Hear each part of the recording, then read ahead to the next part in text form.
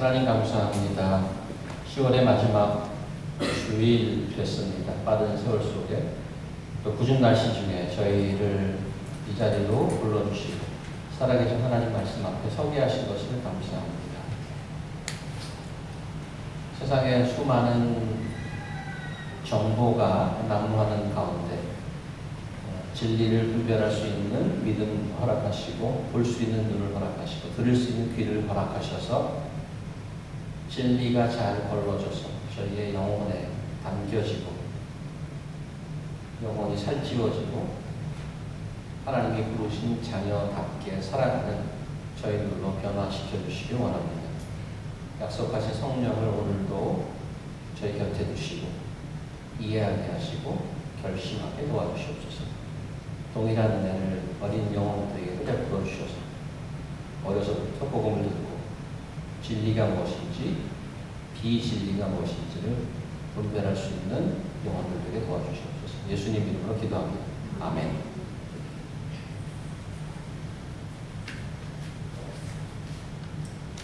오늘 성경자매가 읽어주신 본문은 수로보니게 여인과 예수님의 만남에 대한 기록입니다. 수로보니게라는 단어 들어보셨나요? 처음 들어본 분 많을 거예요. 오늘 이야기는 로케이션이 바뀌는 것으로 시작합니다. 지난번 이야기는 예수께서 예루살렘에서 유대교 지도자들인 바리새인과 서기관들과 정결법이라는 것을 이슈로 부딪혔던 것을 보았는데 예수께서 주로 활동하시던 갈릴리 지방의 가버나움쯤 되지 않을까라고 짐작을 하는데 오늘 24절을 보면 마가복음 보면 예수께서 일어나서 거기를 떠나 두로 지방으로 가서 이렇게 되어 있습니다. 동일한 사건을 기록해 준 마태복음을 밑에 같이 넣습니다. 이해를 돕기 위해서 21절 보시면 15장 21절 마태복음 예수께서 거기서 나와 두로와 시돈 지방으로 돌아가시다 이렇게 되어 있습니다. 그게 어디쯤인지 뭐 지도로 한번 비주얼하게 보면 좋겠죠? 한번 보여주시겠어요?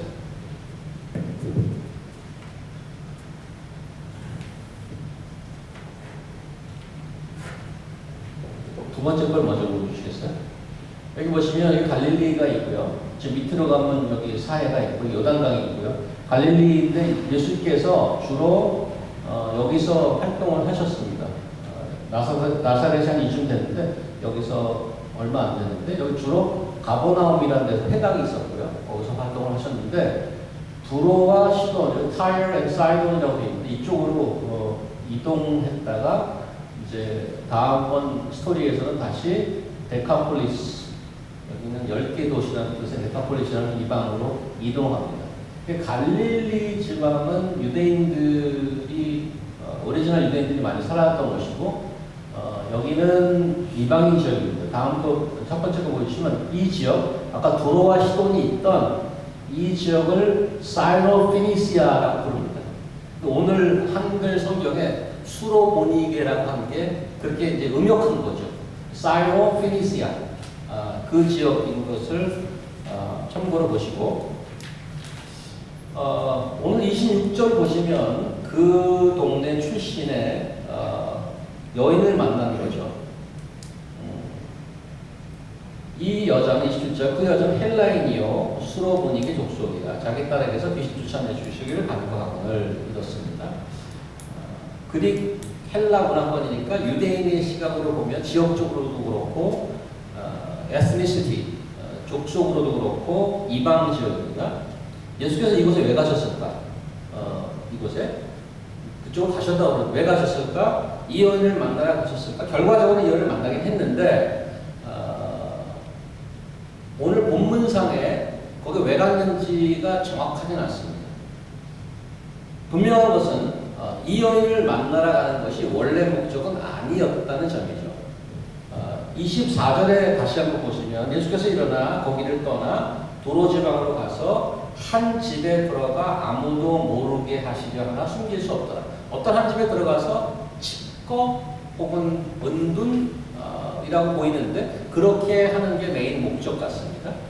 그런데 25절 보면 이에 더러운 귀신 들린 어린 딸을 둔 한 여자가 예수의 소문을 듣고 곧 와서 이 여자를 만나려고 머릿속에 생각하고 같이 안 하셨다고. 어느 집에 있는데 찾아오는 거죠. 마태복음 15장 24절에서 보시면, 밑에 보시면 24절에 보면 예수께서 대답하여 이르시되 나는 이스라엘 집에 잃어버린 양 외에는 다른 데로 보내심을 받지 아니하였노라 라고 얘기해서 누가 찾아왔는데 좀 거절하는 듯한 뉘앙스입니다. 그죠? 그래서 그 지역에 간 것이 어떤 선교나 전도의 목적이 있어 보이지도 않습니다. 그러면 왜 그쪽으로 이동했을까? 어쨌든 24절로 보면 주 목적은 예수께서 이 지역에 와서 아무도 모르게 조용히 쉬든가 보내려는 걸로 보입니다. 그렇다면 왜 이 지역에 와서 조용히 보내려 하는가? 이런 의문점을 안고 오늘 본문 내용을 좀 더 들여다보도록 하겠습니다. 성경에 보면 오늘 지도에 보신 그 두로와 시돈 지방에 대한 언급을 찾아볼 수 있는데 먼저 하나 열왕기 상을 한번 보도록 하겠습니다. 교진 형제가 한번 읽어주시겠어요?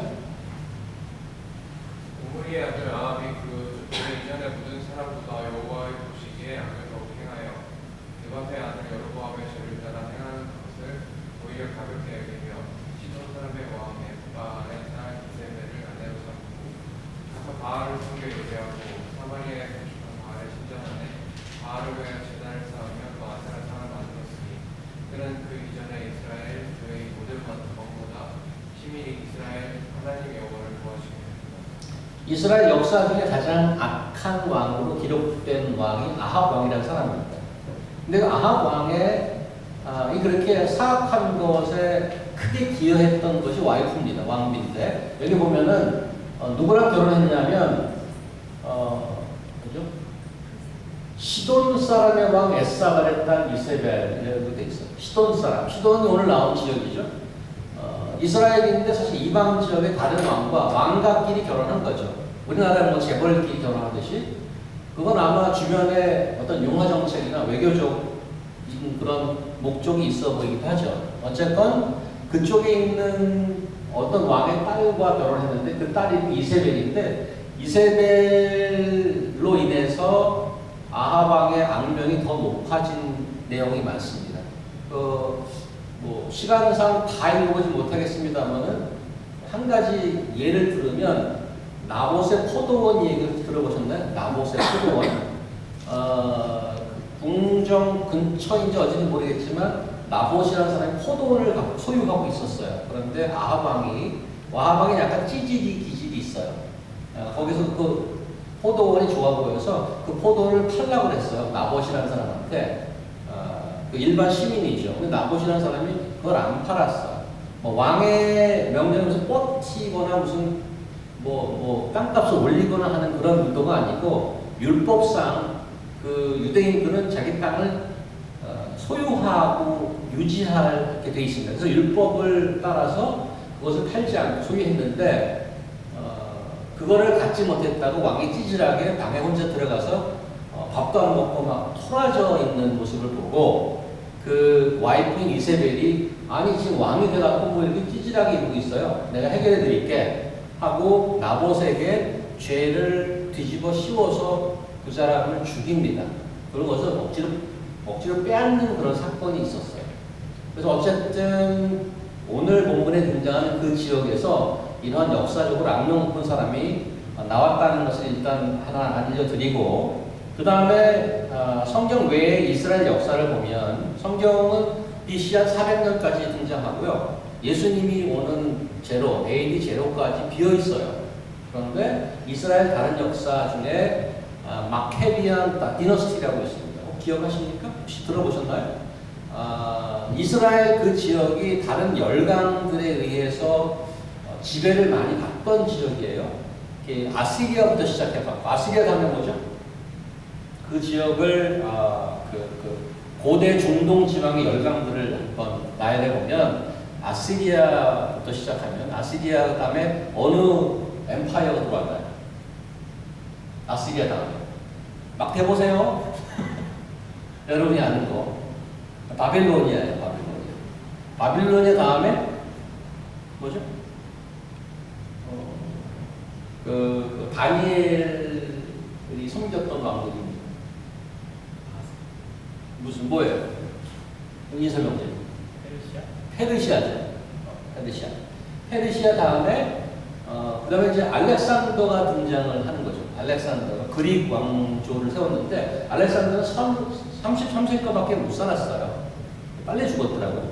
그래서 어떤 뭐 설이 많이 있는데 그 알렉산더가 세운 그릭 헬레니스틱 문화권의 지유라고 할 수 있는 셀루시드 제국이 있는데 그 셀루시드 제국의 그 팔레스타인 지방, 이스라엘 지방을 점령하고 있었는데 유대교를 많이 박해했어요.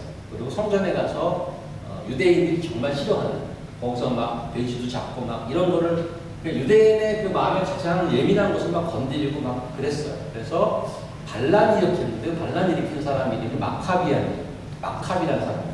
그 사람이 BC 167년에 쿠데타를 일으켜 성공했어요. 자기대로 130년 정도 갔습니다. 그게 이제 BC 한 37년까지 갔는데 그 다음에 어떤 엠파이어가 들어오죠? 로마 제국이 들어오기 시작합니다. 그 동네에. 로마 제국 때 망하게 되죠. 그런데 셀루시드 제국과 마카비아가 싸움을 할 때 이 두로시돈 지방의 사람들이 셀루시드 제국의 편을 들어서 이스라엘과 싸웠던 기록이 있습니다. 이제 그런 거 보면 뭐 아까 누구죠? 이세벨이라든가 그 이후의 역사를 보면 이 지역과 유대 사람들과는 적이라고 할 수 있습니다. 그렇게 뭐 친분 가진 기록이 별로 없어요. 그래서 오늘 예수께서 하신 두로 지역은 그런 이방 지역인데 별로 좀 부정적인 역사적 배경이 많이 있는 그런 지역인데 거기에 갔어요. 그쪽으로 이동했는데 26절에 보면 그런 역사적 배경과 덧붙여서 오늘 이야기 주인공의 프로필이 등장하잖아요. 헬라인이고 여자고 수로보닉의 족속이고 게다가 더러운 귀신들인 딸도 있어요. 그렇죠? 25절 더러운 귀신이라고 굳이 표현을 했습니다. 이방인 중에 이방인입니다. 유대인의 입장에서 보면 긍정적으로 받아들일 만한 것이 전혀 없는 사람인 것입니다. 이 여인이 예수의 소문을 듣고 와서 예수 앞에 엎드리죠. 우리 이렇게 얘기합니다. 딸이 아픕니다. 도와주세요. 이렇게 온 거예요. 근데 문제는 27절이죠. 예수께서 이 여인에게 놀라운 말을 하잖아요. 이렇게 얘기합니다. 자녀로 먼저 배불리 먹게 할지니 자녀의 떡을 취하여 개들에게 던짐이 마땅치 아니하니라. 전형적인 오디너리 바리새인이나 유대인이라면 충분히 하고도 남을 말입니다. 이런 말. 이게 무슨 말인가 하면 이방 지역으로 간 거예요. 이방 지역으로 갔는데 누가 기구한 운명에서 도움을 받으러 왔어요. 그런데 나는 당신들과 상관없어. 이쪽에 이러는 거죠. 나는 밑에 마태복음 같은 말을 조금 더 설명을 자세하게 했는데 24절 보시고 밑에 마태복음 보면 나는 이스라엘 집에 잃어버린 양 외에는 다른 데로 보내심을 받지 아니하였노라 이렇게 해서 약간 많이 거절하는 듯한 뉘앙스를 띄우고 있습니다. 근데 사실은 이 표현 중에 개라는 표현을 씀으로 인해서 좀 불편하죠. 유대교 문화 안에서 개는 어떻게 쓰였는지 좀 볼까요? 출애굽 22장 성경을 좀 읽어주세요.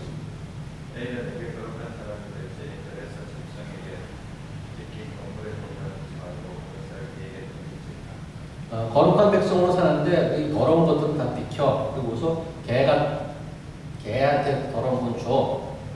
이렇게 성경에 이렇게 나와 있단 말이에요. 사무엘 하 에스더자매 한번 읽어주시겠어요? 이거는 배경을 좀 얘기 드릴게요. 다윗이 이스라엘 2대 왕인데 다윗 이전에 사울 왕이 있어요. 다윗이 왕권을 잡았는데 그 아들인 압살롬이라는 사람이 쿠데타를 일으켰어요. 그래서 이 사울이 도망가는데 백성들이 욕하는 백성이 있었어요. 그 사람이 누군가면 이 사울 왕조 때 친했던 사람이 다윗이 아들에게 쫓겨서 도망가니까 막 욕을 하는 거죠. 그 장면 보세요.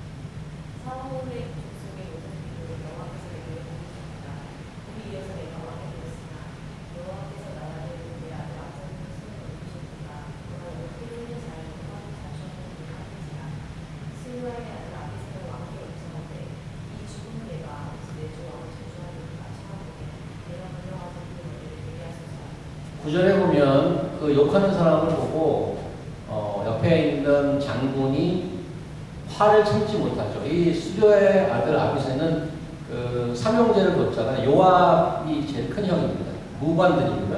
장군들인데 같이 이제 그 경호를 하면서 가는데 옆에서 막 시므이라는 사람이 욕을 막 하니까 아니 저걸 왜 그냥 놔둬요? 저 개 같은 녀석을 표현하는 거죠.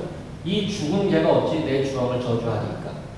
여기도 이제 개라는 표현을 쓰므로 인해서 개는 경멸하는 의미로 썼단 말이에요. 신약에도 개에 대한 표현이 등장하는데 다 마찬가지 의미입니다. 마태복음 7장을 한번 가볼까요? 우리 원미자매 한번 보세요. 거룩한 것을 개에게 주지 말며 너희 진주를 돼지 앞에 던지지 말라. 그들이 그것을 발로 밟고 돌이켜 너희를 찢어 상하게 할까 염려하라. 여기도 뭐 별로 좋은 의미로 쓰이진 않았죠. 하나만 더 볼게요. 빌립보서 우리 한슬영 장. 끝으로 나의 형제들아 주 안에서 기뻐하라. 너에게 같은 방에 쓴 것이 내게는 수고로움이 없고 너에게는 안전하니라.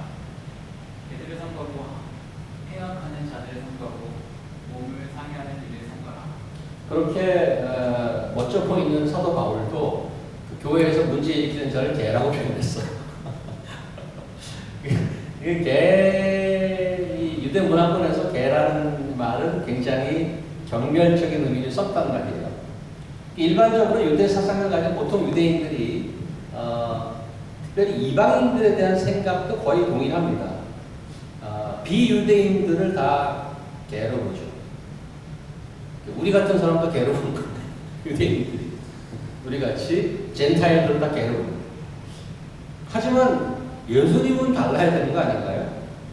또 오늘 본문이 웬일인가요? 결국 하나님의 아들 예수라는 분도 유대교 프레임을 벗어나지 못한 전형적인 주이시였던가? 여태껏 약한 자, 불쌍한 자를 위해 일해왔던 예수님의 행적과 발언을 생각해보면 이분은 다르지라고 생각했는데 결국은 소위 요즘 우리 언론에 많이 나오는 결국 똑같이 조직에 충성하는 자였던 그것일 뿐인가? 좀 충격적이죠. 예수님의 표현. 이 기록을 남긴 마가가 소위 실망스러운 예수님의 민낯 혹은 유대 종교의 정체를 드러내려고 이 에피소드를 여기다 넣은 것일까? 그런 질문을 하면 답은 좀 부정적이죠. 오늘 결론으로 보기에 그렇게까지 밀고 가기는 좀 어렵습니다. 왜냐하면 전형적인 유대교 신봉자라면 이 여인을 벌레 보듯이 하고 내쳤겠죠. 지금 마태복음에도 제자들은 좀 그런 성향이 있습니다. 22절 보시면 23절 보시면 예수는 한 말씀도 대답하지 아니하신 제자들이 와서 청하여 말하되 그 여자가 우리 뒤에서 소리를 지르오니 그를 보내소서. 아유 저 여자 너무 이방 여자가 시끄럽게 하는데 좀 쫓아보내세요. 이런 뉘앙스로 얘기를 한단 말이에요. 근데 결국은 예수께서는 이 여인의 딸을 고쳐주시죠. 그래서 그 예수님을 그런 전형적인 유대교 카테고리를 넣어서 보기에는 어려운데 그런 질문이 있어. 왜 이렇게 심한 표현을 썼을까? 이런 의문이 듭니다. 신약은 어떤 랭귀지로 썼나요? 어떤 언어로 기록되어 있나요? 신약은 자페니스인가요? 구약은 히브리 말로 되어 있습니다. 이스라엘 말. 그 문자가 이 오른쪽에서 왼쪽으로 쓰죠. 방향이 달라요. 원미자매 신약은 뭐를 썼는지 아세요? 혹시? 어떤 언어로? 아람어는 스포큰 랭귀지였어요. 리튼 랭귀지는 뭐죠? 예수님이 당시 했던 말 스포큰 랭귀지가 아람어였어요. 멜 깁슨이 만들었던 패션 오브 크라이스트가 언어를 그 아람어로 썼죠. 옛날에 복원해서. 그래서 밑에 영어로 자막이 나와요. 그게 아람어고, 근데 그 리튼은 뭐를 썼나요? 그때 당시에 공식 언어인데? 혹시 아시나요? 교신 형제 아시나요? 신약 뭐를 썼는지? 어떤 언어로? 라틴은 훨씬 그 이후고, 있는 이유고 헬라어 그릭입니다. 그릭. 여러분 수학에서 많이 나오는 알파, 베타, 감마 나오는 거잖아요. 그거. 그 그릭. 영어랑도 많이 연관이 있죠. 그릭으로 쓰여져 있는데 그릭의 우리나라 말로 개라고 번역되는 그리스 헬라어가 단어가 두 개예요. 근데 두 개가 있는데 그 두 개 단어 똑같이 개라고 번역해요. 그런데 하나는 카이온이라는 단어고 또 하나는 카나리온이라는 단어인데 카이온이라는 단어는 우리나라로 굳이 번역하자면 굳이 그 뜻을 담아서 번역하자면 유기견, 스트리트독이라는 의미가 있습니다. 야생독, 길바닥에 다니는 독이고 또 하나는 카나리온이라는 뜻의 개라고 번역하는 그 개는 여러분이 지금 짐작하시다면 하우스독이에요. 펫독이에요. 작은 우리가 보통 얘기하는 반려견이라고 할 수 있어요. 그런 독을 얘기하는데 지금 우리가 읽었던 네 가지 예를 봤잖아요. 여기는 전부 한 단어 썼어요. 어떤 단어? 카이온. 그 스트리트독, 유기견이라는 그 개를 썼는데 오늘 놀랍게도 우리 본문이라는 개가 두 번 나오잖아요. 예수님도 개라는 표현을 쓰고 그 여인도 개라는 표현을 썼는데 이 두 단어는 the other word를 썼어요. 다시 말해 카나리온을 썼어요. 하우스독의 의미를 썼다고요. 그래서 여인의 답변 속의 장면을 보시면 28절 보시면 주여 올소이다 하는 상 아래 개들도 아이들이 먹던 부스러기를 먹나이다. 그래서 이 장면을 상상해 보면 개와 아이들이 같이 어울려져 있어요. 그 장면이. 그리고 마태복음 본문에도 27절 보면 여자가 이르되 주여 올소이다 하는 개들도 제 주인의 상에서 이런 표현을 쓰면 그래서 지금 예수님이나 이 여인이 지칭한 이 강아지, 이 개는 경멸적으로 100% 경멸적으로 썼다기보다 어떤 집에 속해져 있는 한 멤버로서의 그 개를 썼다는 얘기예요. 그러면 여러분 마음속에 이제 좀 반발이 있을 수 있어요. 오늘 본문에 등장하는 예수의 유대인 갑질을 변호하기 위해서 그 작은 단어 하나 갖고 집착하는 건가요?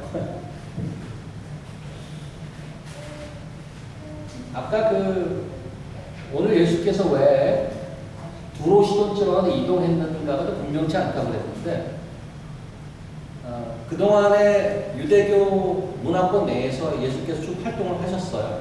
그런데 많은 부분 그 유대교 내에서는 갈등이 많았어요.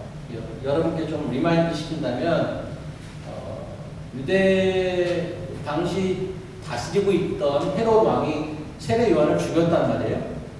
그런데 예수님이 활동하는 소문을 듣고 뭐라고 반응했냐면 세례 요한이 다시 살아났나? 이렇게 반응. 이게 좀 신경 쓰인 거죠. 예수님의 사역을 인식하고 있었어요. 인식하고 있었단 말이에요. 그러면은 또 와서 해코지할 가능성도 있죠. 그리고 예수님께서 율법에 좀 반하는 지난주에는 정결법에 많이 반하는 행동을 많이 하셨어요. 문둥병을 만지기도 하고 죽은 아이를 손으로 잡기도 하고 유대인의 입장에서는 전혀 안 하는 그런 것들을 많이 하셨죠. 특별히 안식일에는 병 고치는 것도 못해요. 여러분 주변에 그 유대인들 혹시 보셨는지 모르지만 요즘도 지금 이 시대에도 유대인들이 안식일에 안 하는 것들이 있어요. 불 안 켜요. 혹시 그런 분 보셨나요? 아마 에스더 자매님 학교에서 유대인들 많아서 저는 지난번 교회가 롱아일랜드에 있었는데 저희 교회가 유대인들이 와서 렌트하겠다고 그래서 쫓아가서 보여주느라고 보여주는데 그 사람이 이제 방에 들어갔어요. 방에 들어갔는데 나보고 그러는 거야. 불 지켜주세요. 그래서 나 속으로 손도 없나. 자기가 바로 옆에 스위치 있는데 나보고 불을 켜달라는 거예요. 스위치 바로 옆에 있는데 나중에 알고 보니 그날이 안식일이었던 거예요. 이 불 켜는 걸 안 해요. 심지어 병원에 보면 사바티컬 엘리베이터라고 해서 그거 안 타고 다니는 게 있잖아요. 그러니까 지금도 그런 법들이 있어요. 유대인들은 자기들이 안 하는 거. 그거는 이방인들은 해도 되는 거야. 이방인이니까. 자기들은 안 해. 거룩한 백성이라서. 근데 그런 상식 이상이 있어요. 그래서 예수님께서 그들이 시키는 안식일에 손 마른 사람 고쳤더니 그걸 보고 뚜껑이 소위 열린 거죠. 그 바리새인과 헤롯 당이 합쳐서 예수를 죽이려 모의하더라. 그 성경에 이렇게 나왔어요. 죽이려고까지 했어요. 그거 누구 고쳐줬다. 예수님이 한숨을 쉬었죠. 그리고 지난 시간에 그 정결법 갖고 부딪혔단 말이에요. 그러고 나서 오늘 본문과 다음 본문이 아까 봤던 그 지도상에 이방으로 나가셨어요. 그걸로 보면은 사실은 그 위협을 피해서 은둔했다고 보여요. 그리고 지난번에 그 유대교의 정결법을 놓고 예수께서 모든 음식이 정하다고 그렇게 말씀해 놓고 오늘 다시 본인은 이방인을 더럽다고 개같다고 이렇게 하는 것은 말이 안 되는 거예요. 그래서 그런 뜻은 아니라고 제가 말씀드리는 거예요. 그러면 왜 거기 가셨는가? 마가가 그 기록을 이렇게 남기는 것은 그냥 그 유대인들과 이방인들의 반응이 자연스럽게 비교되지 않나 싶어요. 자, 오늘 본문 다시 들어가서 27절, 28절 예수님이 한마디 하시고 여자가 한마디 하셨어요. 근데 이 두 절을 빼보세요. 한번. 가리고 봐도 전체적인 내용에는 크게 문제 없어 보여요. 여인이 귀신 들린 불쌍한 딸을 고쳐달라고 왔고 예수께서 치긴이 여기고 고쳐준다고 해도 뭐 이야기가 자연스럽게 흘러갈 수 있죠. 27절, 28절 없어도 된다는 얘기예요. 제 말은. 그런데 27절 예수께서 충격적인 한마디 하셨고 28절 여인이 짧게 또 답변을 했는데 이 간단한 대화, 랠리 하나 때문에 그 안에 오늘의 메시지가 숨겨 있다고 보여요. 이 짧은 비유의 본질을 좀 볼 필요가 있는데 27절 다시 읽을게요. 자녀로 먼저 배불러 먹게 할지니 자녀의 떡을 취하여 개들에게 던지면 마땅치 아니하니라. 굉장히 센 발언을 하셨는데 오늘 이것도 이제 짧은 비유라고 말씀할 수 있죠. 비유를 들어서 말씀하는 건데 이 비유의 본질은 뭔가 하면 이스라엘의 우선순위를 얘기하는 거예요. 24절 밑에 마태복음 24절에도 그 제가 지금 설명하는 것에 증거가 되는 말씀을 하신 거죠. 나는 이스라엘의 집에 잃어버린 양에는 다른 데 보내지 받지 아니하였노라. 마가복음에 빠져있지만은 마태복음에 이렇게 설명함으로 인해서 예수님께서 분명하게 전하는 얘기는 이스라엘이 먼저야 이렇게 얘기하고 있어요. 이스라엘에게 먼저라고 얘기한다고 해서 이방인을 배제하는 건 아니라는 말이에요. 27절에 자녀로 먼저라는 표현, 그 먼저라는 표현 때문에 사실은 그 다음 순서도 있다는 것을 암시하고 있죠. 여인의 답변이 놀라운 것은 그 우선순위를 인정했다는 거죠. 맞아요. 이스라엘이 먼저 맞습니다. 그렇지만 그 주인의 상에서 떨어지는 부스러기도 먹잖아요. 그 주인이 베풀어 주는 것들이 more than enough. 그래서 그것이 흘러나와서 우리에게 또 올 것이라는 기대를 갖고 있어요. 이 여인의 한마디가 사실은 마가복음 전체를 관통하는 어떤 메시지일 수도 있어요. 지난 시간에 말씀드렸죠. 이 마가가 이걸 쓸 때 이방인을 생각하고 있다. 그래서 추석의 예를 들었잖아요. 유대인들의 룰을 설명해 줬잖아요. 유대인이 독자라면 그거를 굳이 설명할 필요 없죠. 근데 이방인들이 이 구절을 보고 기분이 확 나쁘죠. 자기의 떡을 취해 개들에게 던지는 게 마땅치 않다.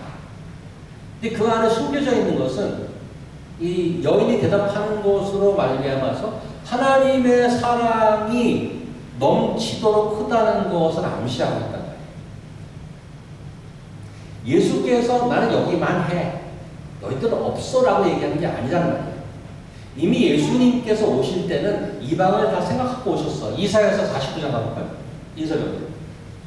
누가 이르시되 내가 나의 종이 되어 야곱의 집파들을 지며 이스라엘 중에 부전된 자를 돌아오게 할 것은 매우 쉬운 일이라. 내가 또 너를 이방에 빛으로 삼아 나의 구원을 넓어서 땅 끝까지 이르게 합니다. 하나님이 생각하는 구원이 이스라엘에 국한된 게 아니에요. 이방의 빛으로 삼았다고 했어요. 그 서번트를 해서. 그래서 땅 끝까지 이르게 하겠다는 것이 오리지널 큰 계획이에요. 하나님께서 전 세계가 주셨는데 야, 다 필요 없어. 다 개 같아. 우리 그냥 이스라엘 너희만 좋아. 이런 계획이 아니라 예수님이 태어나실 때 메시아의 태어나심을 기다리는 선지자가 있었어요. 누가 보고 가볼까요?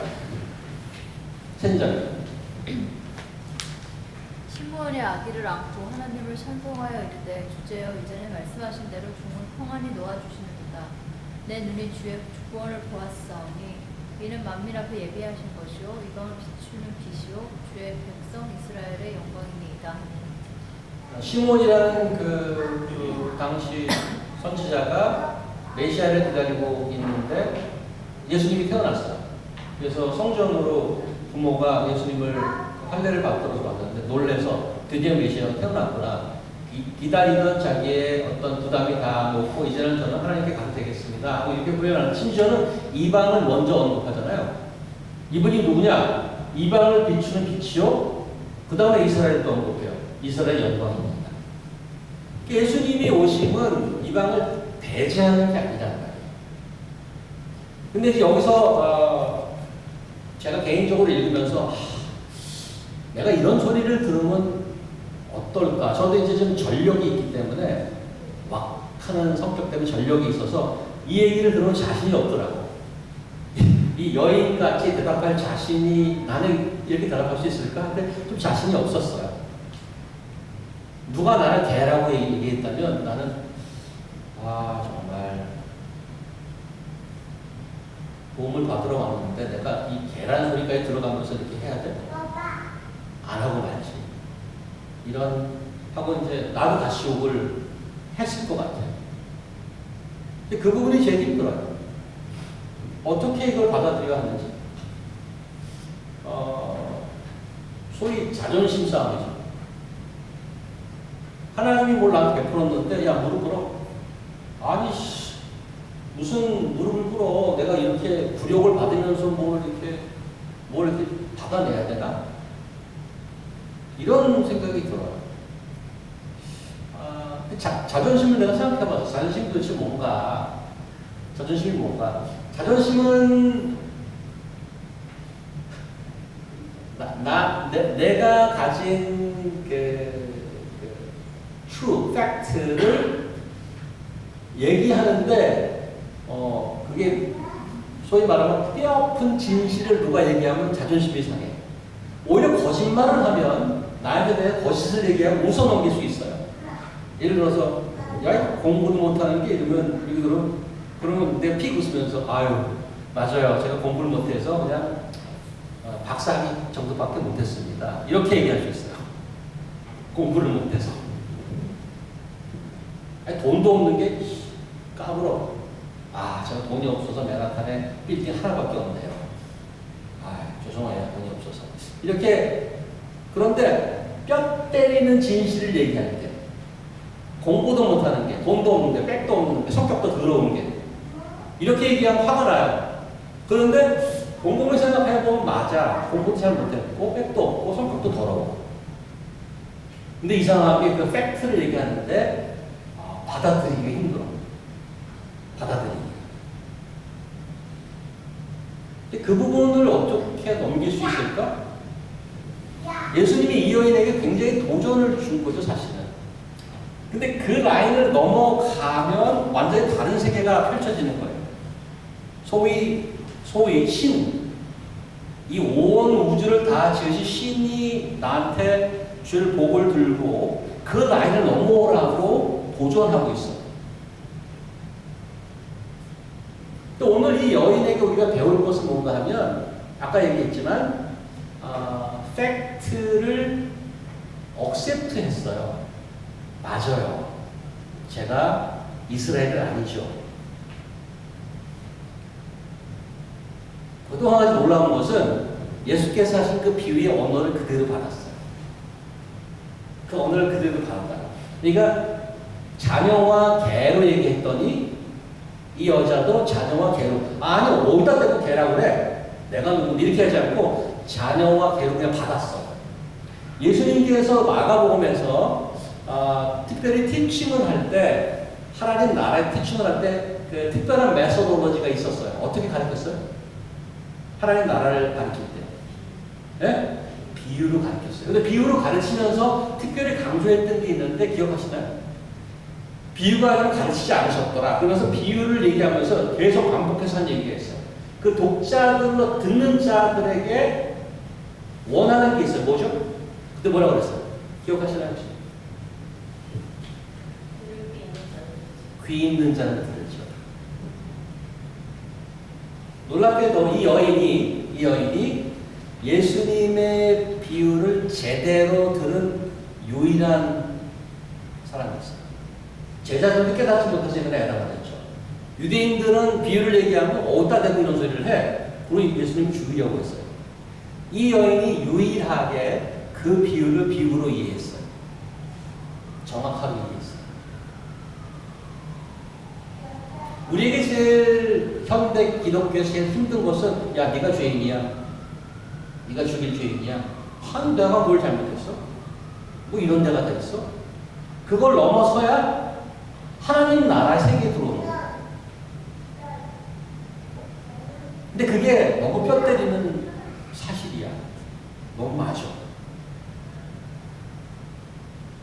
내 속을 누가 볼 수 있으면 나처럼 괜찮은 사람이 이렇게 얘기하셨을까? 다 숨기고 싶은 속이 있어. 하나님 그걸 보고 있죠. 나한테 와요. 내가 다 씻어줄게.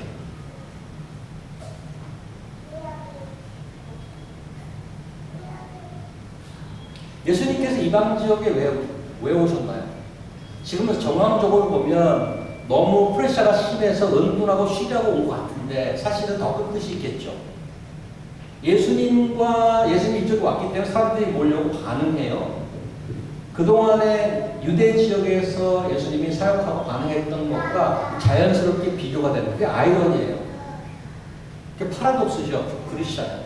그렇게 많이 가르치고 그렇게 많이 설득하고 그랬는데 유대교 내에서는 계속 거부당했어요.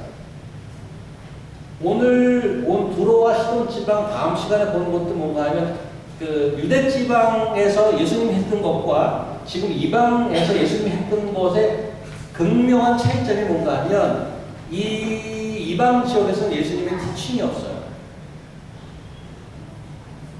그냥 밀려서 힐링한 것밖에 없어요. 예수님이 마치 그냥 약간 소극적으로 반응했다고 보여요. 결과는 이방인들에게 예수님에게 반응한 자가 훨씬 더 하나님이 원하는 모습이에요. 그래서 여기 지금 28절에 밑에 마태복음 제일 마지막에 보면 마가복음에 나오지 않지만 여자여 내 믿음이 크도다 이렇게 얘기해 주셨어요. 예수께서 바로 원하는 그 반응이 나왔어요. 그 믿음.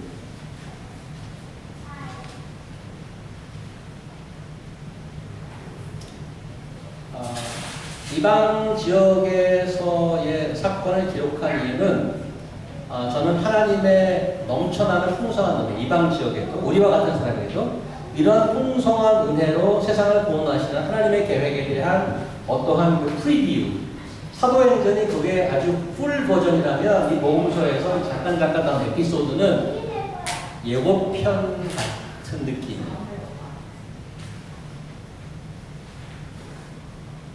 저는 여러분과 제가 아직 자존심으로 여기까지 안 오신 분들도 있을 거예요. 근데 어떻게 하다 보니까 저희는 너 죄인이야. 그러니까 맞죠. 제가 죽일 죄인이죠.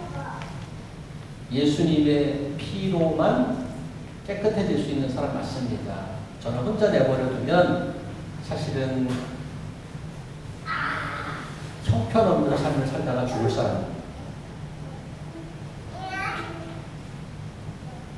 예수께서 자기가 가진 능력과 자기가 가진 지위로 이방에 가서 갑질을 한 건가? 사실은 우리를 위해서 수모를 대신 당하는 것. 이 여인은 아마 자기를 위해서 갔다면 화를 내고 뿌리쳤을지 몰라요. 근데 이 이야기에서는 딸 이야기이기 때문에 그걸 뚫고 들어가지 않았을까라는 생각이 들어요. 내가 이렇게 정말 더럽지만 내가 뚫고 들어가야 우리 딸이 고침을 받지 라고 갔는지 몰라요. 나중에 이 예수에 대한 얘기를 들었겠죠. 어떤 얘기? 누가복음 한번 볼까요? 해선자님. 이에 예수께서 이르시되 아버지 저들을 사하여 주옵소서 자기들이 하는 것을 알지 못하는 것이니까 다시 너나 그들이 그의 옷을 나눠 제비를 보리세 일성은 서서 구경하였는데 관리를 빌쳐 이르되 저가 나를 구원하였으니 만약 하나님이 택하신 자 그리스도이면 자기도 구원할지어다 그들도 회동하면서 나와 십포도주를 주며 이르되 내가 만일 유대인의 왕이면 내가 너를 구원하라. 만일 하나님이 택하신 그리스도이면 맞죠. 만일 유대인의 왕이면 맞죠. 예수라는 분의 시작부터의 도전은 예수님이 퍼블릭에 나오기 전에 광야로 가셨잖아요. 광야에서 무슨 일이 있었습니까? 마귀에게 마귀의 사탄의 본질이 뭐였죠? 만약 네가 하나님의 아들이었다면, 하나님의 아들이다. 계속해서 도전받는 게 뭐냐면 prove yourself. 야, 네가 누군지 한번 얘기해봐. 그 이름에 걸맞게 한번 증명해봐. 야, 내가 하나님의 아들인데 이 자식이 이 온 산을 빵으로 만들 수 있어? 내가 물을 막 걸어 다녔는데 이 정도 고치는 말도 아니야? 지금 마지막에 그런 분이 십자가에 달려 있어요. 그래서 조롱을 하죠. 야, 너 하나님 아들이라며. 야, 너 남들 구원한다며. 네가 내려서 구원해봐. 안 내려오시죠.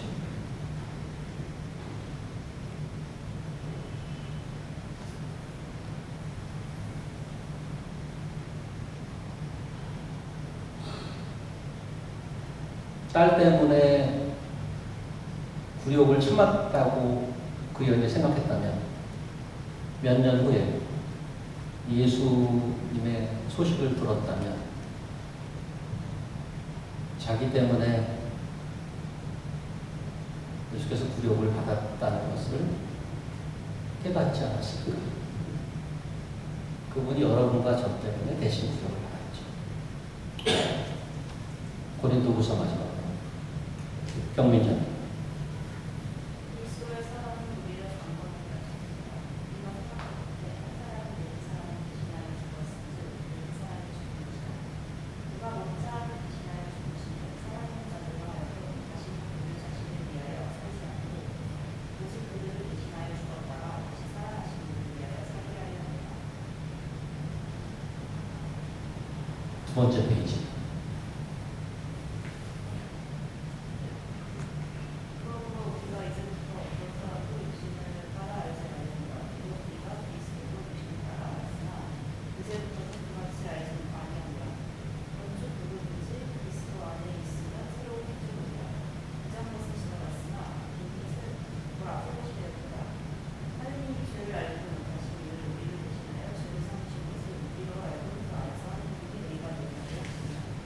지금 쭉 몇 절 읽었는데 가장 중요한 단어가 대신하여입니다. 대신하여.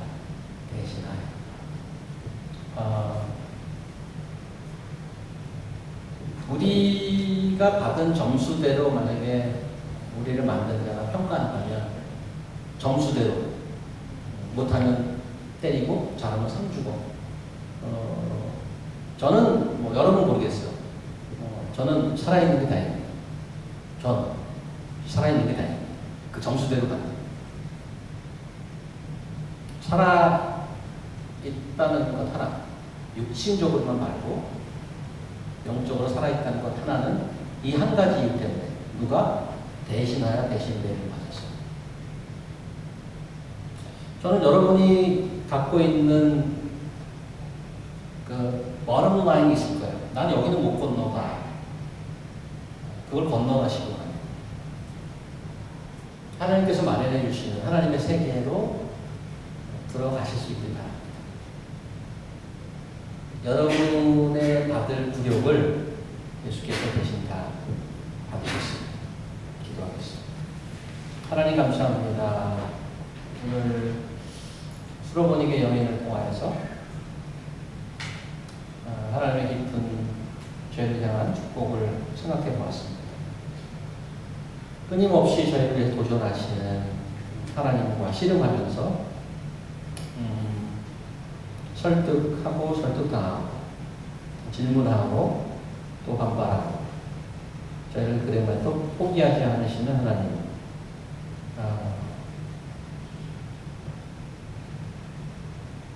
견뎌주시고 참아주시고 저희가 예수님을 진정으로 볼 때까지 저희를 포기하지 않으시고 붙들어 주시옵소서. 흔들리는 믿음이 있다면 저희를 붙들어 주시고 하나님의 놀라운 세계로 들어갈 수 있도록 인도해 주시옵소서. 예수님 이름으로